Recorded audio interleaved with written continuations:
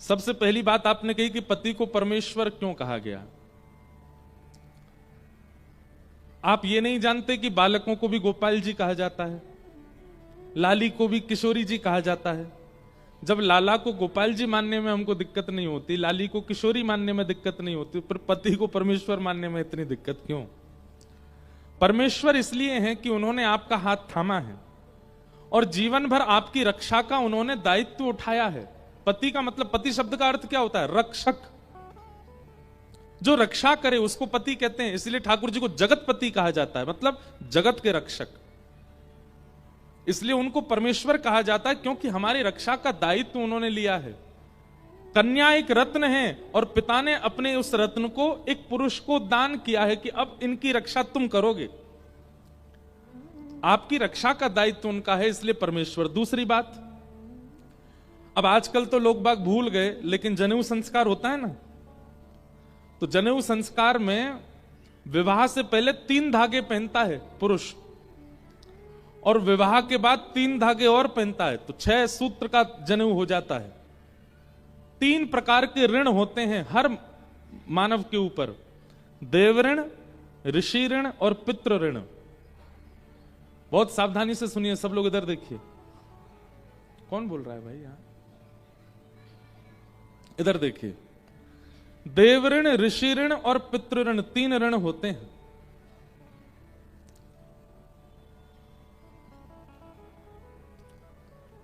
लेकिन विवाह के बाद जनेऊ के 3 सूत्रों में और 3 सूत्र मिला दिए जाते हैं। इसका मतलब पत्नी के ऊपर भी जो ऋण है वो भी पति चुकाएगा।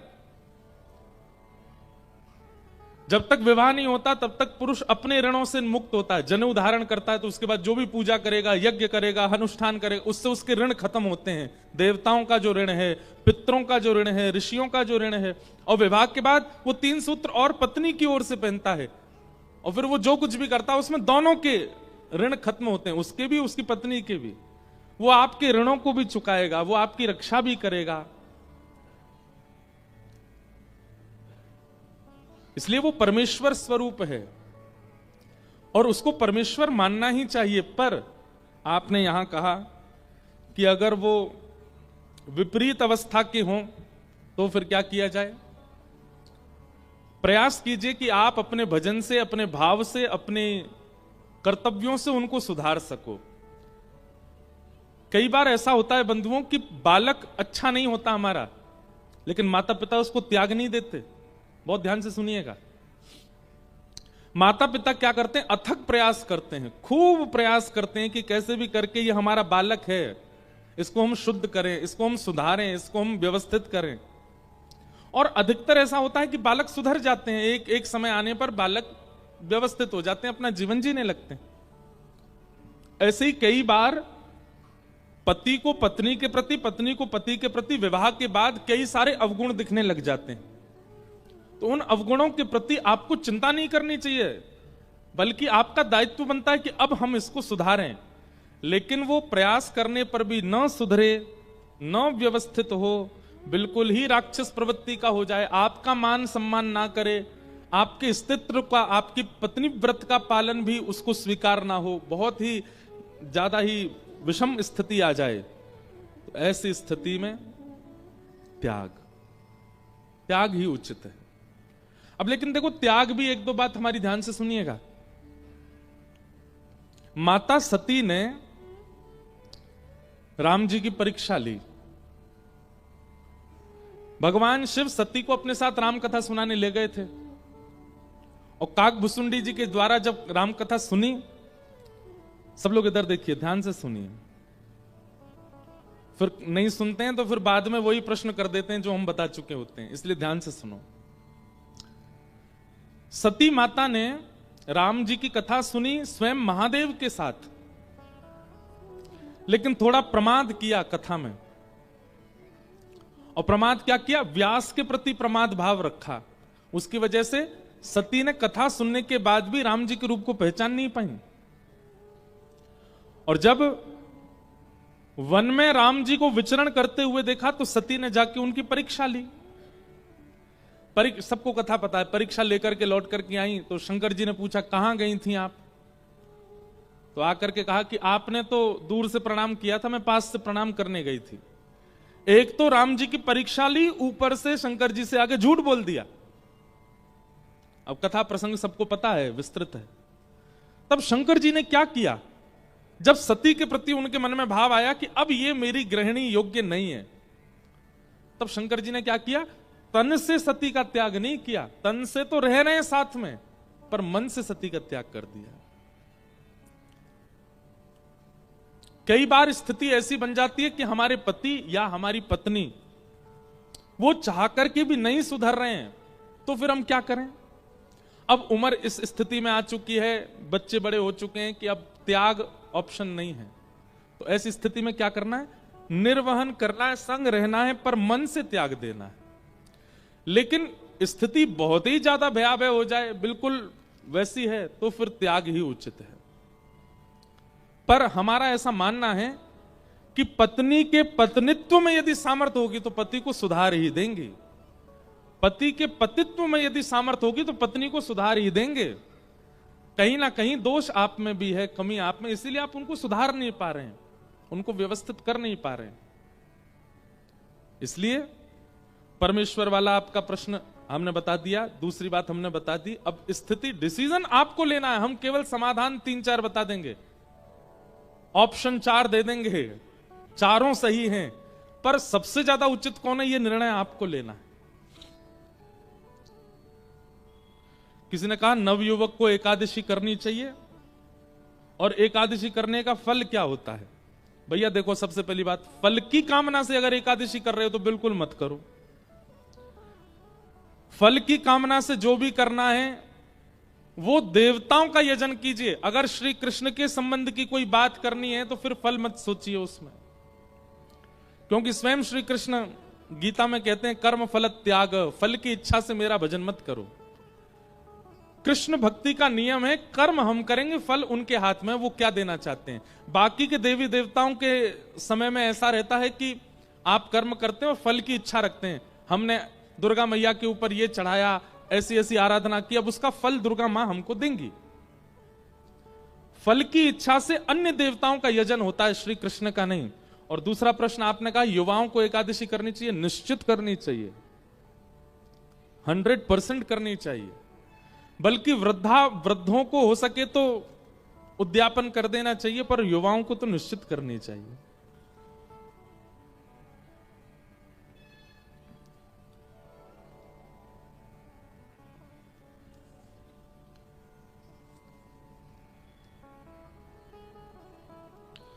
किन्हीं का भाव है, मेरे घर में सभी कोई मांस आदि खाते हैं, मैं नहीं खाती हूं, तो मुझसे सभी कोई मेरे विरुद्ध हैं कि हमारे यहां नहीं चलेगा और तुलसी माला खोलने को बोलते हैं।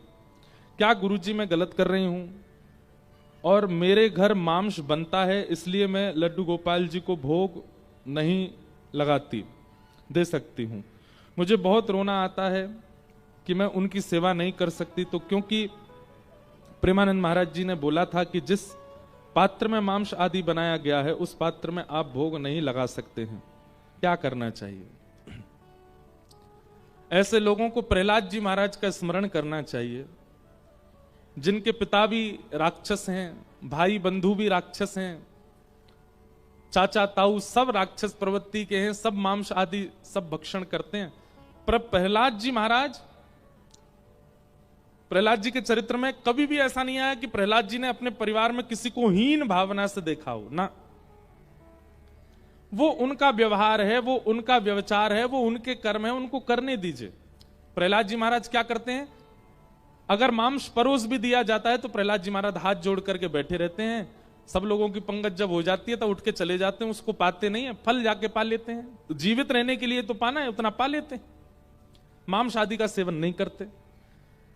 तो जिनका ये भाव है कि घर में सब बनाते हैं, खाते हैं और हमको रोकते हैं, टोकते हैं, तो फिर ऐसे लोगों के आगे हाथ जोड़िए। आप उस घर में जन्मे हैं, ये निश्चित ही कोई प्रारब्ध है आपका, लेकिन आप अपने कर्तव्यों का निर्वहन कीजिए। आप मत पाइए, आप शुद्ध रखिए, आप अपनी भावना शुद्ध रखिए। रही गोपाल जी की बात, अगर आप करके व्यवस्थित कर सकते हैं तो व्यवस्था कर लीजिए उनकी, और नहीं व्यवस्था कर सकते तो सबसे सुंदर है मानसी सेवा।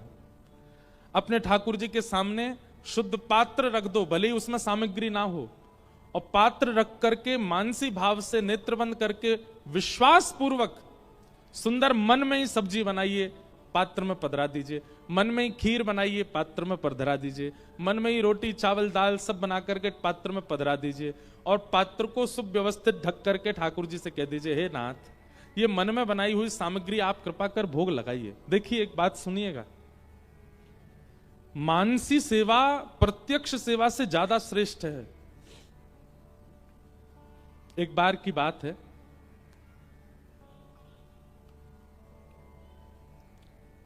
एक मंदिर के गुसाई जी ने उद्घोषणा की, क्या? गांव के जितने लोग हैं प्रत्येक दिन एक एक व्यक्ति का नंबर आएगा, और वो व्यक्ति अपने घर से प्रसादी बना करके ठाकुर जी को भोग लगाएगा। बहुत ध्यान से सुनिएगा। तो सारे गांव के घर जो थे उन सबको पर्चियां दे दी गई कि हाँ भाई, इस तारीख को तुम्हारे घर से आएगा, इस तारीख को तुम्हारे घर से आएगा। नियम बता दिए, इतना शुद्धता से बनाना, ऐसे बनाना, ये सामग्री बनाना। सब लोगों को अपना सौभाग्य लगने लगा कि भाई मंदिर की प्रसादी हमारे घर से बन के जाएगी। उन्हीं घरों में एक परिवार था जो बिल्कुल दीनहीन था, उनके पास ज्यादा व्यवस्था नहीं थी। एक बार यदि प्रसाद पा लेते थे घर के लोग तो 3 दिन तक भोजन नहीं बनता था। अब उनके यहां मंदिर से प्रस्ताव आया कि भाई आपको अपने घर से भोजन बना के इस तारीख को भेजना है, और भोजन भी थोड़ा मोड़ा नहीं बनेगा, इतना बनेगा कि वो प्रसाद लगने के बाद पूरे गांव में बटेगा। अब वो घर के लोग बेचारे प्रसन्न हो कि दुखी हो? क्यों? प्रसन्न तो इसलिए हो रहे थे कि ठाकुर जी ने हमको चुना सेवा के लिए, पर दुखी इसलिए हो रहे थे कि हमारे पास सामग्री नहीं है, बनाएं क्या? रात्रि का समय तो रोते रोते गुसाई जी के पास गए और जाकर के कहा, हमारा सौभाग्य कि हमारे परिवार को चुना गया, पर हमारे पास इतनी व्यवस्था नहीं है, हम कैसे बनाएंगे? लेना हम किसी से चाहते नहीं, हम ये भी नहीं चाहते कि हम किसी से मांग करके बनाए। हमें यह है कि हमारे घर का ही भाव सिद्ध होकर के मंदिर में जाए, लेकिन कैसे? इतनी सामग्री नहीं है हमारे पास। तो गुसाई जी बोले, एक भाव बताऊं, अगर विश्वास से करो तो बताऊं। उन्होंने कहा, आप बताइए। बोले, सामग्री बनानी तो सारी आती है ना? बोले, हाँ। सामग्री नहीं है ना घर पर? बोले, हाँ सामग्री नहीं। तो एक काम करना, मानसी भाव से सब क्रिया करना, नेत्र बंद करके बैठ जाना, सामने चूल्हा पर बर्तन रख देना, और बिल्कुल प्रत्यक्ष विश्वास के साथ ये मानना, अब हमने घी उठा करके इसमें डाल दिया, अब घी में हमने राई डाल दी, अब इसमें हल्दी डाल दी, मिर्च डाल दी, छोंक लगा दिया, अब इसमें चावल डाल दिए, चावल बन गए, आहा कितनी अच्छी सुगंधी आ रही है, केसर पधरा दी, अब चलो चावल बन गए, अब खीर बना दो, दूध औटा दिया, दूध में मिश्री डाल दी, उसमें चावल पधरा दिए, इलायची डाल दी, एक एक चीज उसमें पधराते जाना, और इतने विश्वास से पधराना कि नहीं तुम सोच नहीं रहे हो, तुम प्रत्यक्ष बना रहे हो। और सारी सामग्रियां सिद्ध करने के बाद मंदिर से आए हुए थाल में एक एक सामग्री व्यवस्थित कर देना, पत्तल से ढक करके मंदिर में दे जाना।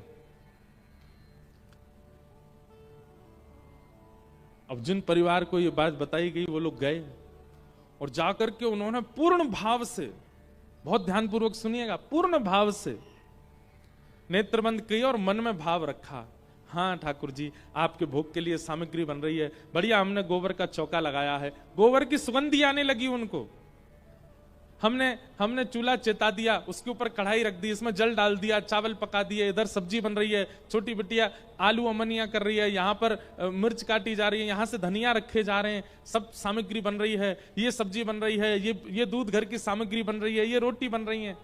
सब सामग्रियां यथावत जैसे जितनी देर में सिद्ध होती हैं उतनी देर लगा करके विश्वास के साथ उन्होंने मन में सिद्ध की, और मन में सिद्ध करने के बाद मंदिर से आए हुए थाल में एक एक दाल चावल रोटी सब्जी जो भी सामग्री सब पधरा दी, और पधरा करके दूसरी थाल से ढक करके सिर पर रख के एक एक कढ़ाई जो जो सामग्री बनी सब पे पत्तल रख के मंदिर ले गए और मंदिर में जाकर के पधरा दिया। और गोसाई जी से कहा उसमें खीर है, इसमें कड़ी है, इसमें चावल है, यहाँ रोटी है, आदि आदि सब भाव बता दिए और प्रणाम करके वे चले गए। गोसाई जी बोले सरकार आज एक ऐसे घर की सामग्री आई है जहां सामग्री नहीं है पर भाव पूरा है, आप कृपा करके स्वीकार कीजिए। खाली बर्तन, खाली सामग्री सामने पधरा करके और तुलसी जी ठाकुर जी के आगे रख के कपाट बंद करके सब चले गए। 1 घंटा बाद जब लौट करके आए तो सबको यह था कि भाव से बनाया, ठाकुर जी भाव से स्वीकार कर लेंगे। लेकिन लौट करके जब कपाट खोल करके भीतर गए तो जो जो सामग्री विचार की थी, जो जो विचार में, मानो खीर अगर थोड़ी थोड़ी पीली सी थी केसर के रंग के कारण, तो भीतर प्रवेश करती जैसी सामग्री मन में सोची थी वैसी सामग्री प्रत्यक्ष प्रकट हो गई और ठाकुर जी ने सबका भोग लगा लिया। और उस दिन गांव के लोगों ने मन में बनी हुई सामग्री का भोग पाया और सब वाह वाह करते रह गए, बोले वाह, इतने दिन से पूरे गांव के लोग प्रसाद बनाने पर ऐसी प्रसादी नहीं बनी। आप प्रत्यक्ष में ठाकुर जी को नहीं दे सकते तो मन से बनाइए। एक कंजूस भगत था, देखिए आपकी जिनका ये प्रश्न है उनकी स्थिति तो है मांस को लेकर के। और एक बात बताएं, हमको बहुत पीड़ा है, हमारे पास आज लगभग 50 प्रश्न आए जिनमें से 15 प्रश्न तो मांस के संबंध के थे। हमें बहुत पीड़ा है इस बात की। झारखंड में सब कुछ बहुत अच्छा है, झारखंड के लोग बड़े सहज हैं, सरल हैं, भक्ति भाव वाले हैं, कथा सुनाओ तो उनके चित्त में भक्ति प्रकट हो जाती है। यहां पर प्राकृतिक सौंदर्यता कितनी है, सब कुछ बहुत अच्छा है, परंतु ये खान पान की शुद्धता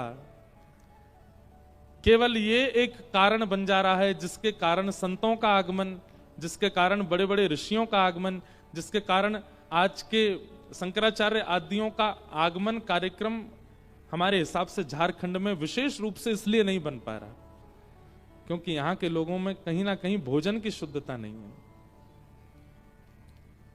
हम आपसे प्रार्थना कर रहे हैं, अब सुनने के बाद कम से कम पंडाल में जितने लोग बैठे हैं ये तो शुद्धता का ध्यान रखें।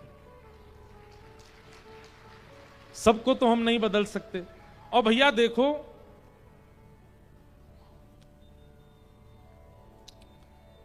केवल जीव का स्वाद है,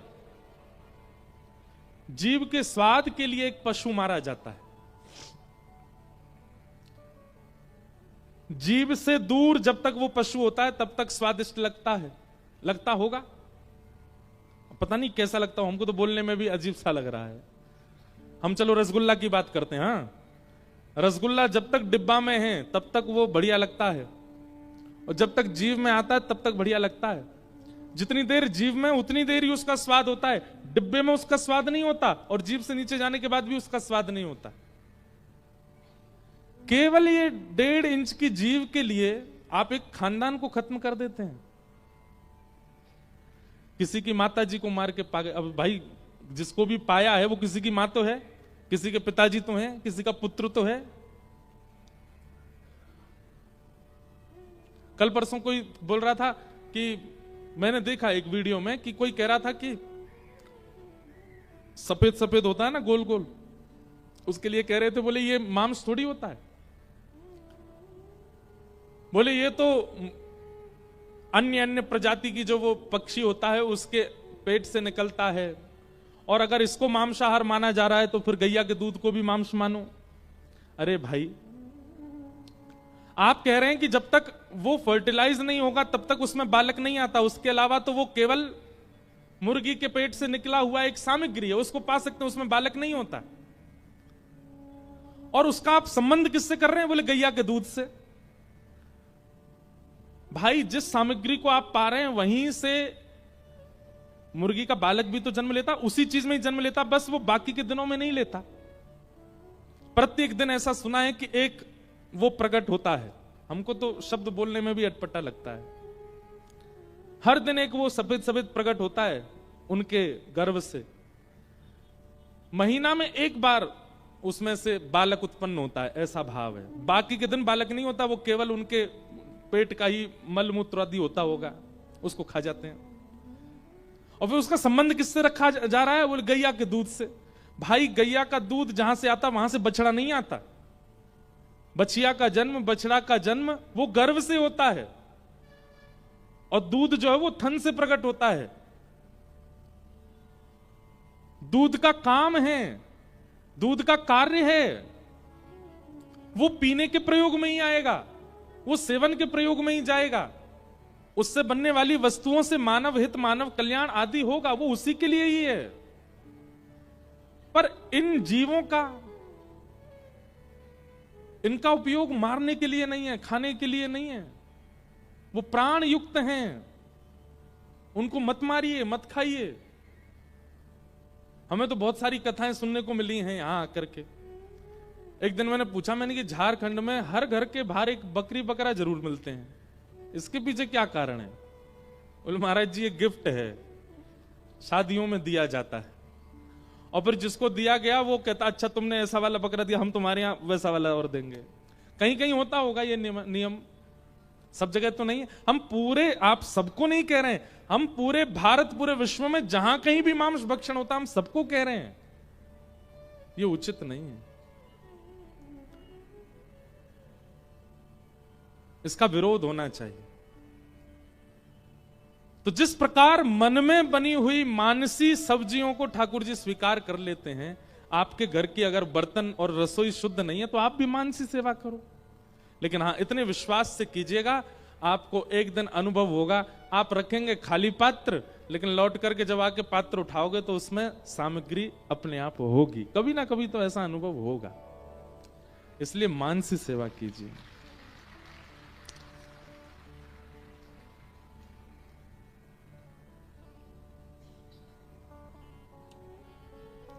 किन्हीं का प्रश्न है, अगर स्त्री का मन ना हो विवाह करने का, उसकी शादी समाज के डर से करनी चाहिए या स्त्री की बात को माता पिता को मान लेना चाहिए? किन्हीं का भाव है वे जब से भक्ति मार्ग में आए हैं उन्हें विवाह करने की इच्छा नहीं है, पर माता पिता मेरे विवाह करना चाहते हैं, कृपा मार्गदर्शन कीजिए। देखिए, हम अपनी कथा में कहते हैं कि माता पिता जो हैं वो सर्वोपरि हैं, उनकी आज्ञा मानना प्रत्येक बालक का धर्म है। सब लोग इधर देखिए, सावधानी से कथा सुनिए। भक्तिमती मीराबाई, उन्होंने भी अपने माता पिता की आज्ञा मान करके विवाह किया था। भक्तिमती मीराबाई ने भी अपने माता पिता की आज्ञा मान करके विवाह किया, अपने माता पिता की प्रसन्नता के लिए किया। आप भक्ति में आए हैं, अभी आपकी इच्छा नहीं हो रही, बहुत ध्यान से सुनिएगा, लेकिन कहीं आगे चल करके आपकी इच्छा होने लगी, इंद्रिय भाव अपने वश में नहीं रख पाए, और समय निकल जाने के बाद कहीं आपकी इच्छा हुई, तो फिर वो शोभनीय नहीं होगा। या तो दृढ़ संकल्पित हो जाइए, अपने माता पिता को दृढ़ संकल्प के साथ कह दीजिए कि आप विवाह के लिए बने ही नहीं हैं, पूर्ण रूपेण आगे चलकर के भी कभी मन में भाव नहीं आएगा, लेकिन इस बात को आप जानते हैं कि कभी ना कभी ये इच्छा मेरी प्रकट हो सकती है, तो माता पिता की इच्छा पूरी करते हुए आपको विवाह करना चाहिए। उसके लिए ठाकुर जी से प्रार्थना करो कि अनुकूल वर मिल जाए जिससे भी ब्याह हो, और वर को भी प्रार्थना करनी चाहिए अनुकूल पत्नी मिल जाए।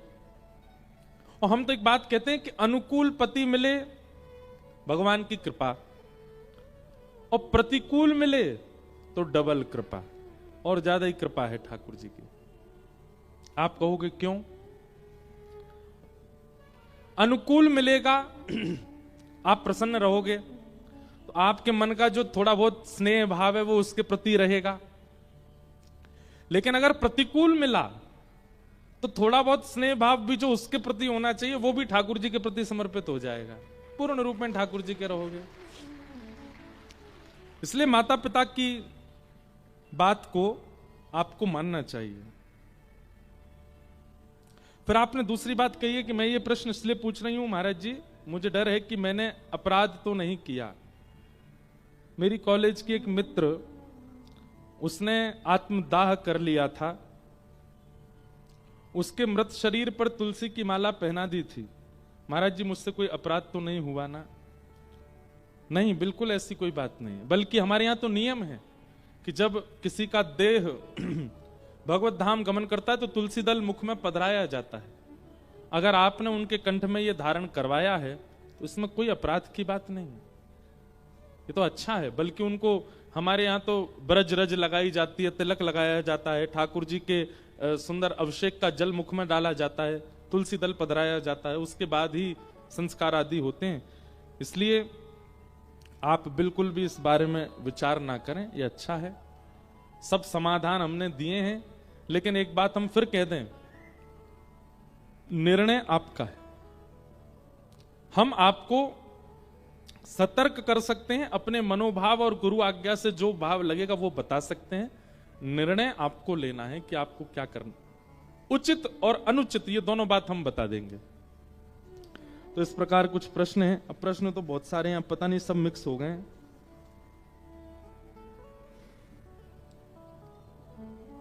किन्हीं का भाव है, मैंने अपने पेरेंट्स की गलती के कारण अपने जीवन में बहुत कुछ झेल रही हूं और चाह कर के भी इस स्थिति से निकल नहीं पा रही, ना ही अपने पेरेंट्स को माफ कर पा रही हूं। आगे कैसे बढ़ूं, सब कुछ भूलना बहुत मुश्किल है। अब देखिए, स्थिति क्या है वो तो आप जानो, पर हमारी एक बात है, सबसे पहले तो आप अपने मन से ये बात निकाल दीजिए कि माता पिता बहुत बड़े अपराधी हैं। आप सबसे बड़ा पाप तो यही कर रहे हैं कि आप उनको अपराधी मान करके देख रहे हो। कुछ दिन पहले एक खबर मिली थी कि एक बालक ने अपने माता पिता पर केस कर दिया। उससे पूछा गया, बोले भाई माता पिता पर केस क्यों कर रहे हो? बोला ये बहुत बड़े अपराधी हैं। लोगों ने कहा किस बात का अपराध? बोले मेरी बिना अनुमति के मुझको जन्म दिया है इन्होंने। बताओ, आप सबसे पहली भूल तो यहां ये कर रहे हैं कि आप माता पिता को अपराधी मान रहे हैं। नहीं, पंजाबी भाषा में एक बात कही जाती है, मात पितानु कभी ना छड़िए चाहे लख उनादा कसूर होवे। चाहे उनके लाख कसूर हों, आपको अधिकार नहीं है माता पिता पर कसूर थोपने का। बालकों को तो शुद्ध दृष्टि माता पिता की रखनी चाहिए। अगर शुद्ध दृष्टि माता पिता के प्रति नहीं रख पाएंगे तो ठाकुर जी को भी कभी शुद्ध दृष्टि से देख नहीं पाएंगे। भले ही वह अपने कर्तव्य से, अपने प्रारब्ध से उन्होंने जो भी किया हो, आप मत उस पर आकलन कीजिए उस भाव का। तो सबसे पहले तो आप इस दोष को निकालिए कि आप उनको अपराधी मान रहे हो। नहीं, फिर आपने कहा कि उनकी गलती की वजह से आप बहुत कुछ झेल रहे हैं जीवन में। बच्चे भी कई कुछ ऐसा करते हैं जिसके कारण माता पिता को झेलना पड़ता है। यह प्रारब्ध कर्म है। पिता माता की करनी पूर्व की बालकों को कभी कभी सहनी पड़ती है। इसीलिए जब बालक होते हैं तभी कथा में समझाया जाता है कर्म सुधारो। आप नहीं तो आपके बालक सहेंगे और फिर वो आपको इस प्रकार से अपराधी साबित करेंगे। फिर हमको कथा में आगे कहना पड़ेगा भाई माता पिता को अपराधी मत मानो। इसलिए उनके किए गए कर्तव्यों को आप झेल रहे हैं, ये आपका ही कोई प्रारब्ध है। उनको दोष मत दीजिए, उनके प्रति दोष भाव मत रखिए। माता पिता के प्रति दोष भाव रखने से भगवद मिलन में भी बाधा बन जाएगी। इसलिए उनको तो शुद्ध ही मानिए, उनको तो उचित ही मानिए। वशिष्ठ ऋषि भगवान श्री राम के गुरु, वे परम विद्वान थे। उनका पुत्र, बहुत ध्यान से सुनिएगा, धीरे धीरे वो भी विद्वान बना। तो वशिष्ठ ऋषि के पुत्र क्या करते थे कि बड़े बड़े समायोजनों में जाते थे और वहां जाकर के शास्त्रार्थ में विद्वानों को हरा देते थे और हरा करके जीत करके आते थे। जैसे कि रांची मंडल के विद्वानों का एक सभा हुई और उसमें आप जीत गए, तो मंडल के विद्वानों में जीत गए। आकर के पिताजी से कहा, पिताजी देखिए हमारे पूरे क्षेत्र मंडल के विद्वानों को मैंने हरा दिया और ये प्रथम पुरस्कार जीत करके आया। तो वशिष्ठ ऋषि जी बोले, अच्छी बात है और मेहनत करो। तो वशिष्ठ ऋषि के पुत्र को लगा कि पिताजी को प्रसन्नता नहीं हुई, मैंने मंडल के विद्वान हरा दिए, मैं इतना विद्वान हो रहा हूं, कोई बात नहीं, अब मैं प्रांत के विद्वानों को हराऊंगा। स्टेट लेवल पर गए, प्रांत के विद्वानों की बैठक हुई, उस सबको हरा दिया, जीत गए वशिष्ठ ऋषि के पुत्र। पिता के पास जाकर के कहा, पिताजी अब तो प्रांत के विद्वान हरा दिए मैंने। वशिष्ठ ऋषि ने तब भी प्रसन्नता व्यक्त नहीं की। तब उनके पुत्र देश के विद्वानों की सभा में गए और देश के विद्वानों को हरा करके आए और पिताजी के चरणों में कहा, पिताजी अब मैंने पूरे देश के विद्वानों को हरा दिया है, मैं प्रथम श्रेणी आया हूं। वशिष्ठ ऋषि ने तब भी कोई प्रशंसा नहीं की। तो उनके पुत्र के मन में भाव आया, अब एकमात्र विश्व विजेता बनना रह गया मेरा। अब मैं विश्व के विद्वानों के सभा में जाऊंगा, सबको हरा करके आऊंगा, और उसके बाद भी अगर पिताजी ने मेरी प्रशंसा नहीं की तो मैं समझ जाऊंगा कि मैं बहुत विद्वान हो रहा हूं, इससे मेरे पिताजी को मुझसे ईर्ष्या हो रही है। उनके पुत्र विश्व के विद्वानों के मध्य गए, सबको हरा दिया।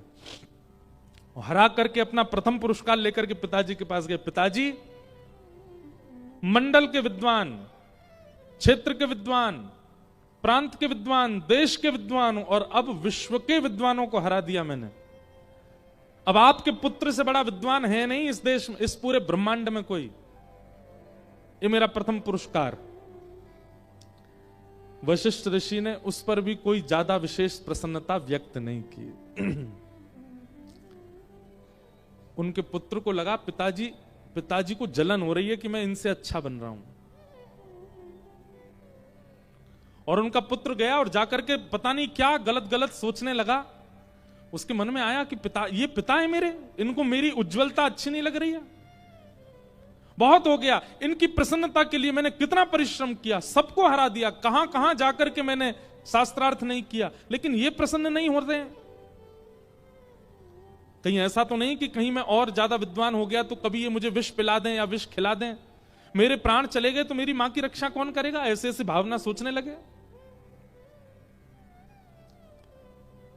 आज रात्रि को मैं अपने पिता का वध कर दूंगा। जो मेरे परिश्रम से प्रसन्न नहीं, वो पिता कैसा मेरा। अर्धरात्रि का समय अपने पिता के कक्ष में जा रहे थे, तभी उनके पिता भीतर उनकी मां से चर्चा कर रहे थे और उन दोनों की चर्चा को ये कान लगा करके सुन रहे थे, क्या बात हो रही है। तब उस पुत्र की मां कह रही थी कि हमारा बेटा प्रांत में जीता, देश में जीता, विश्व विजयी हो गया। आपकी दो प्रशंसा की बातें सुनना चाहता था, आपने कभी उसकी प्रशंसा नहीं की।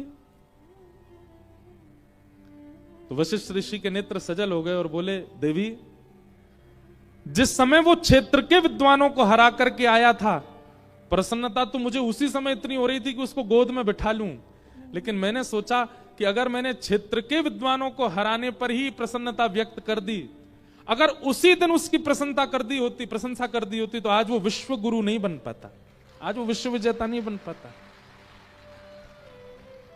मेरी अप्रसन्नता से ही बार बार परिश्रम करके वह विश्व गुरु बना है। मुझे बहुत अच्छा लगता है जब वो प्रथम पुरस्कार लेकर के आता है, मुझे बहुत अच्छा लगता है, उसको गोद में बिठाने का मन होता है, उसको हृदय से लगाने का मन होता है।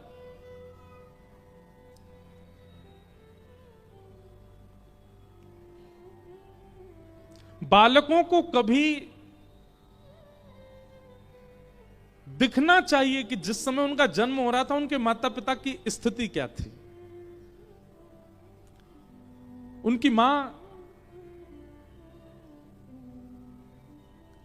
कितने भाव में थी। पिता को जब पता चला कि उनके पुत्र हुआ या पुत्री, वो कितने आनंद में हो गए थे, कैसे कैसे उन्होंने परवरिश की। वो बात अलग है।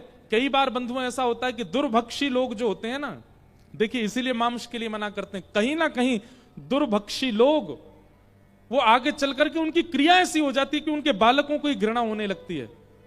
इसलिए अपना अन्न सुधारिए, जैसा होवे अन्न वैसा होवे मन। पर अन्न तो खा ही नहीं रहे, मांस खा रहे हैं हम। अभी तक तो हमने बालकों को संबोधन किया कि माता पिता में दोष मत देखो, लेकिन अब हम माता पिता को संबोधन कर रहे हैं। कम से कम अपना जीवन ऐसा बनाइए। आपके लिए सबसे बड़े दुर्भाग्य की बात है कि आपके बालक आपको दोषी मानते हैं। ऐसा कुछ हल्की हरकत उनके सामने मत कीजिए, ऐसा व्यवहार उनके सामने मत कीजिए कि कल को आपके बालक ही आपको दोष दें।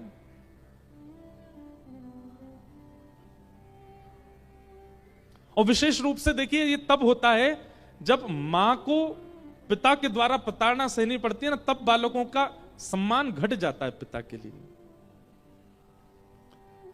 मां के प्रति दुर्व्यवहार करने वाले पिता वो अधिकतर दुर्भक्षी ही देखे जाते हैं। 90% दुर्भक्षी होते हैं, दुर्ग्राही होते हैं, असद खान पान करने वाले होते हैं।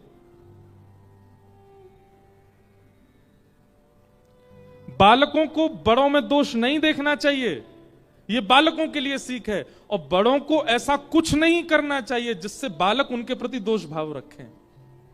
दोनों को समझना पड़ेगा।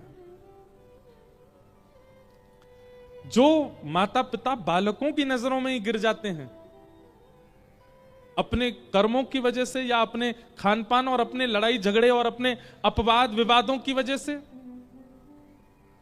उनके लिए नरक और स्वर्ग कहीं और नहीं है, ये पृथ्वी ही नरक है कि उनके बालक ही उनका सम्मान नहीं कर रहे हैं। इसलिए हमारे भाव को दोनों पक्ष सुने, बालक प्रयास करें माता पिता में दोष ना देखें। और माता पिता से हमारी प्रार्थना, विवाह के बाद, संतान हो जाने के बाद आप अपने लिए नहीं जी रहे हो, आप उनके लिए जी रहे हो। इसलिए ऐसा कर्तव्य कीजिए, ऐसे नियमों का पालन कीजिए, ऐसा जीवन बनाइए, गर्व से कहे आपका बालक मैं उनका पुत्र हूं। आज हमें अत्यंत गर्व, हम आपको क्या बताएं, श्रीमद् भागवत की कथा करते हैं और भागवत की कथा करने से मुक्ति प्राप्त होती है। मुक्ति का मतलब क्या होता है? पुनर्जन्म नहीं होता। हम एक बात अपने मन में सोचते हैं कि अगर कथा जीवन भर कहने से अगर हमको मुक्ति मिली ना, तो हम ठाकुर जी के पास जाकर के भी कथा ही सुनाएंगे और वैकुंठ में जाकर के ठाकुर जी को कथा सुना के, सुनो पहले पूरी बात सुनो, 7 दिन की कथा पूरी होते ही ठाकुर जी से कहेंगे लाओ दक्षिणा दे दो। ठाकुर जी कहेंगे क्या दक्षिणा चाहिए? तब ठाकुर जी से कहेंगे ऐसे माता पिता के कुल में पुनर्जन्म और श्रीधाम वृंदावन में हो जाए, ऐसे कृपा कर दो। बस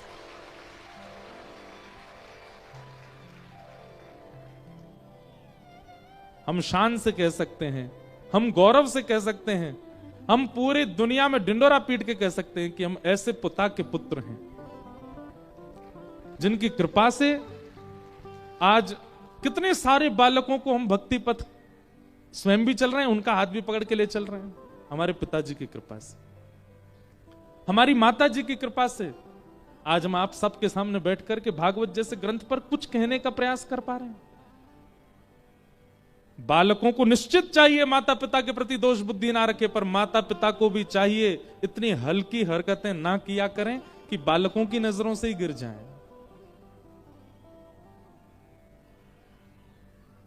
आजकल ऐसा हो रहा है और इन सब में कारण बन जाता है दुर्भक्षण। इसलिए प्रश्न तो बहुत सारे हैं, सबको हम प्रणाम करते हैं, जो रह गए होंगे प्रयास करेंगे कल उनका उत्तर दें। और हमारी एक और बात सुन लो भैया, घर के कलेश मत सुलझवाओ हमसे मंच पे। आपके विवाह हो गए हैं, आपके पतिदेव हैं, पत्नी, सब हमने कथा में बता दिया। अब विवाह संबंधी प्रश्न हमसे मत पूछना, हम खुद कुंवारे हैं अभी तक। तो संबंध में ऐसे प्रश्न पूछो जिनसे हमें बताने में भी हमारा संशय दूर होता हो, आपका संशय दूर होता हो, और इतने हजारों लोग जो बैठे हैं इनका संशय भी दूर हो। तो जो प्रश्न रह गए उन पर प्रयास करेंगे, कल प्रकाश डालें। और कल जो प्रश्न करें लोग, वो प्रश्न कुछ ऐसे कीजिएगा जिनसे थोड़ा और लोगों का भला हो सके।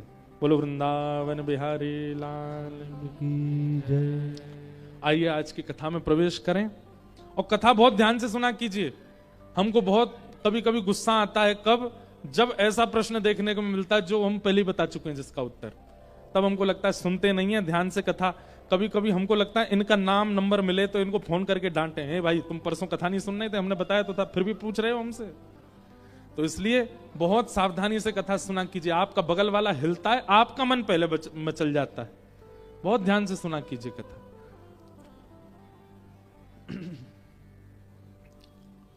तो परीक्षित, जिनको 7 दिन में मरने का श्राप लगा, क्यों? भगवान के स्वधाम गमन के बाद, सावधानी से सुनो, भगवान के स्वधाम गमन के बाद पांडवों ने स्वर्गारोहण किया। राज्यपाट छोड़कर के पांडव सब स्वर्ग को प्रस्थान कर गए और उस समय हस्तिनापुर का राजा बना दिया छोटे से परीक्षित को। ब्राह्मणों के नेतृत्व में परीक्षित बड़े हुए और परीक्षित का विवाह हुआ, जन्मेजय आदि पुत्र हुए। एक दिन परीक्षित को कलयुग मिला। कलयुग को परीक्षित ने पृथ्वी छोड़कर के जाने की आज्ञा की, पर कलयुग बोला नाथ ये संभव नहीं है। ब्रह्मा ने युग व्यतिक्रम किया है, सतयुग त्रेता द्वापर कलयुग ये चारों क्रमशः आते रहेंगे। सतयुग के बाद त्रेता, त्रेता के बाद द्वापर, द्वापर के बाद कलयुग। अब द्वापर चला गया, मेरी बारी है। परीक्षित ने कहा द्वापर कब गया? बोले जिस समय भगवान श्री कृष्ण धरती से अपनी लीला पूरी करके गए उसी दिन द्वापर चला गया था और मेरा जन्म हुआ था, कलयुग आ गया था। परीक्षित बोले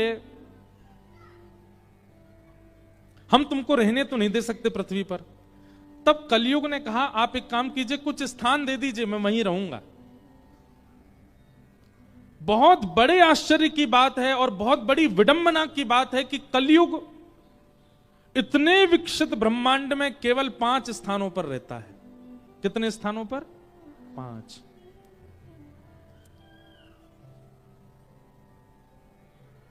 विचार कीजिए कितने छोटे स्थान हैं कलयुग के पास, लेकिन फिर भी इतना पाप बढ़ रहा है दुनिया में। क्यों? क्योंकि इन 5 में कहीं ना कहीं मानव प्रवेश कर रहा है। हम हाथ जोड़ करके निवेदन करें आपसे, आप जीवन में कुछ मत त्यागिए, लेकिन इन 5 बातों का त्याग कर दीजिए जो अभी यहां बताई जाएंगी। आप कलयुग में रहते हुए भी सतयुग का औरा लेकर के चलोगे, आप सतयुग के ही माने जाओगे। वो पंच स्थान कौन कौन से?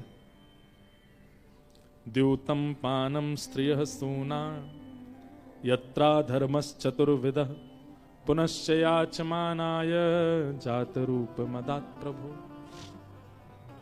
सबसे पहला स्थान द्यूतम, जुआ। जुए में कलयुग रहता है। और जुआ का मतलब केवल खेल वाला जुआ नहीं है। आप लक्ष्मी का जहां कहीं भी असदव्यय करते हैं, आप लक्ष्मी को जहां कहीं भी दांव पर लगाते हैं, वो सब जुआ कहलाता है।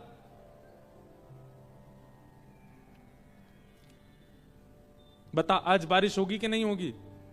नहीं होगी। अरे होगी, नहीं होगी, अरे होगी। लगी 500 की शर्त, जुआ हो गया। आपने धन को मजाक मजाक में दांव पर लगा दिया। वो धन नहीं है, वो रुपया नहीं है, वो लक्ष्मी है।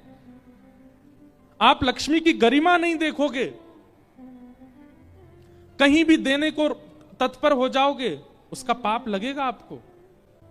हमारे हिंदू वैदिक सनातन धर्म में लक्ष्मी को धन स्वरूप क्यों बताया गया? ताकि व्यक्ति विचार करे कि ये लक्ष्मी है, कहां देना है, कहां नहीं देना, कैसे देना है, कैसे नहीं देना, इसका विचार वो करे। इसलिए लक्ष्मी का स्वरूप बताया गया है। जुआ, जुए का मतलब क्या है? द्यूतम का मतलब क्या है? दांव पर लगाना लक्ष्मी को। संपूर्ण महाभारत का युद्ध का कारण केवल यही बना कि वहां जुआ खेला गया था। इतना विशाल युद्ध केवल जुए के कारण हुआ। हमारे भारत की पुरातन संस्कृति महाभारत जुए की वजह से हुई। इसलिए लक्ष्मी को आप दांव पर नहीं लगा सकते। तो प्रथम स्थान क्या है? जुआ, द्यूतम, उसमें कलयुग का निवास है। दूसरा स्थान क्या है? पानम, जीव पर धारण करने वाली कोई भी असद वस्तु, चाहे वो मदिरा है, चाहे वो मांस है, चाहे वो तंबाकू है, चाहे वो सिगरेट है, चाहे वो बीड़ी है, चाहे वो गुटखा है, चाहे वो किसी भी प्रकार की असद वस्तु है, उसमें कलयुग का निवास है।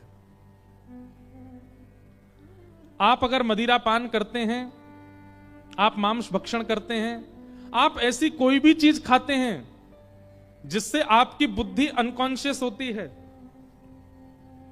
उसमें कलयुग का निवास है। ऐसा कहते हैं शुभ शुभ बोलो, शुभ शुभ बोलो। क्यों बोलो? बोले दिन भर में एक बार सरस्वती जीभ में बैठती है। सबको बोलते हैं ना ऐसा।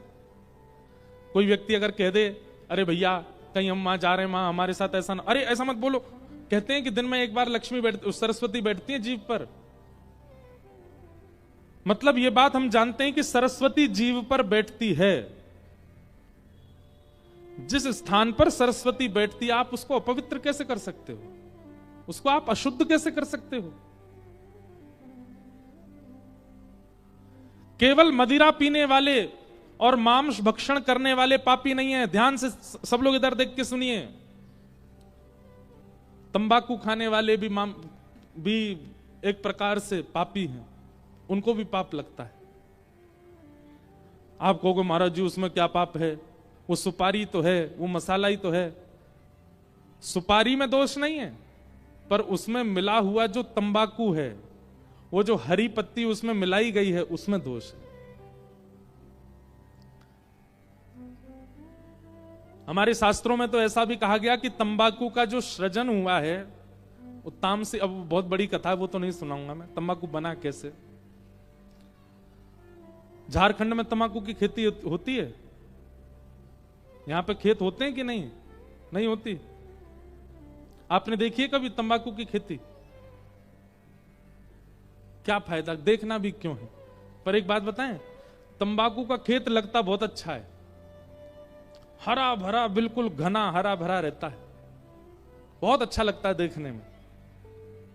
लेकिन उसकी खास बात यह है कि जैसे गेहूं की खेती में, धान की खेती में, गन्ने की खेती में प्रोटेक्शन के लिए बाउंड्री लगाई जाती है कि कहीं जानवर भीतर घुस के खत्म ना कर दें। कई जगह नील गाय चली जाती हैं, गैया चले जाते हैं, गधे चले जाते हैं जाके और पूरे उसको खेत को उजाड़ देते हैं। तंबाकू की खेती करने वाले को एक फायदा है कि उसको बाउंड्री नहीं करवानी, क्योंकि गधे भी नहीं जाते उसमें, खाते ही नहीं है। आपकी गन्ने की खेती है, हाथी उजाड़ देंगे। अन्य अन्य खेतियां हैं तो जानवरों से भय हो सकता है, पर अगर आप तंबाकू की खेती करोगे तो उसमें गधे भी नहीं जाएंगे, क्योंकि उसको केवल मानव खाता है और कोई नहीं। गधा भी इतना विवेक रखता है कि मुझको तंबाकू नहीं खाना, मानव खाता है। इसलिए भैया मदिरा पान, मांस भक्षण और गूंज रही है आवाज, मदिरा पान, मांस भक्षण और तंबाकू का सेवन, इन सब में कलयुग का निवास है। तो द्यूतम यानी कि जुआ, पानम यानी कि असद अभक्षण, स्त्री यानी कि पर स्त्री पर पुरुष संग, उसमें कलयुग का निवास है। दुनिया में सबसे बड़ा व्रत क्या है? सदा एक के रहना। जिससे विवाह हुआ उसी के रहो। हां, वो बात अलग है कि अब यहां पे वो लोग वही सोचने लग जाते हैं कि हमारे पति तो ऐसे हैं, उनके कैसे रहे हम। लेकिन यदि वो पूर्ण रक्षक स्वरूप है तो उनके ही रहो। पत्नी व्रत, पतिव्रत, उसका पालन। पर स्त्री संग नहीं, पर पुरुष संग नहीं।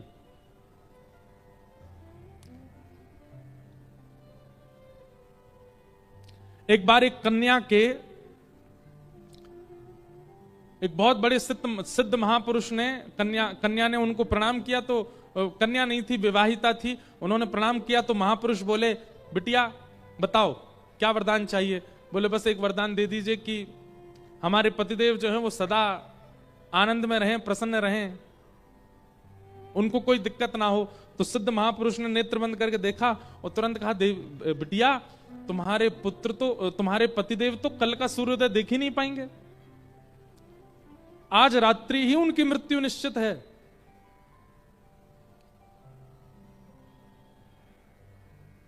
सूर्य उदय होते ही उनके प्राण चले जाएंगे, कल का दिन वो देख नहीं पाएंगे।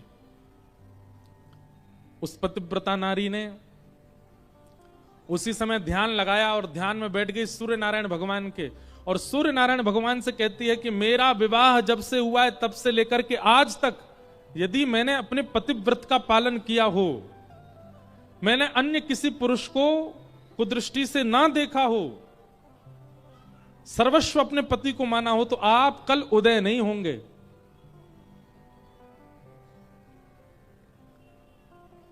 और शास्त्र प्रमाण है, उस पत्नी के उस संकल्प से, व्रत से, तप से सूर्य नारायण प्रकट नहीं हुए।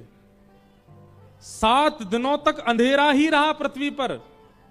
7 दिन में जब पृथ्वी की स्थिति बिगड़ने लगी, वनस्पतियां नष्ट होने लगी, वायुमंडल में विष आने लगा, लोगों की मृत्यु होने लगी बिना सूर्य के प्रकट होने के कारण, तब ब्रह्मादि देवताओं को आकर के सूर्य नारायण से कहना पड़ा, आप प्रकट क्यों नहीं हो रहे हैं? बोले कि एक पतिव्रता नारी ने संकल्प लिया है कि यदि उसने पातिव्रत धर्म का पालन किया हो तो मैं उदित ना हूं। उसने इतने कठोर पातिव्रत धर्म का पालन किया है कि मैं उसकी बात को टाल नहीं सकता। तब ब्रह्मादि देवताओं ने आकर के उस पतिव्रता नारी से कहा, हम तुम्हें वचन देते हैं तुम्हारे पति को कुछ नहीं होगा, लेकिन तुम अपना तप तोड़ दो, सूर्य को प्रकट होने दो। तब सबसे वचन धरवा लिया। बोले मेरे पति के प्राण तो नहीं जाएंगे ना सूर्य उदय होते? बोले बिल्कुल नहीं जाएंगे। जब उन्होंने ये वचन लिया, सूर्य उदय हुए, उनके पति सुरक्षित, देवताओं ने रक्षा की उनकी। इस दुनिया में सबसे बड़ा व्रत है, इस दुनिया में सबसे बड़ा व्रत है पत्नी व्रत और पतिव्रत। सब जगह पतिव्रता की बातें कही जाती हैं, पतिव्रता नारी, पतिव्रता नारी, हरे पत्नी व्रत पति भी होना चाहिए। ये जो कौन सा व्रत होता है जो पत्नी करती है? करवा चौथ का व्रत। पता नहीं क्यों ये वैसे शास्त्रीय बात कहीं है नहीं, पर एक व्रत पति को भी करना चाहिए अपनी पत्नी के लिए, उसको भी करना चाहिए। केवल पत्नियां पतिव्रत का पालन करती हैं, वो पति के लिए सब कुछ पति कुछ नहीं करे, ऐसा नहीं, उसको भी करना चाहिए। अपनी पत्नी के अलावा और पत्नी पति के अलावा किसी के प्रति भी कोई भाव दूषित ना रखे। अगर रखे तो उसमें भी कलयुग का निवास। तो पहला द्यूतम यानी कि जुआ, दूसरा पानम यानी कि अभक्ष सेवन, तीसरा पर स्त्री गमन, पर पुरुष गमन, और चौथा हिंसा, लड़ाई झगड़ा मार काट, बेफिजूल के बकवाद, इन सब में कलयुग का निवास। और 5वां और अंतिम स्थान है बिना मेहनत के कमाया गया धन, बिना परिश्रम के कमाया गया धन। ये 5 स्थानों में कलयुग का निवास है। अगर कोई व्यक्ति इन 5 स्थानों से बच जाए तो समझ जाना कलयुग का उस पर प्रभाव नहीं हो सकता। पर हम आप सब लोगों पर अगर कलयुग का प्रभाव है, अच्छा कलयुग का प्रभाव कैसे पता चलता है?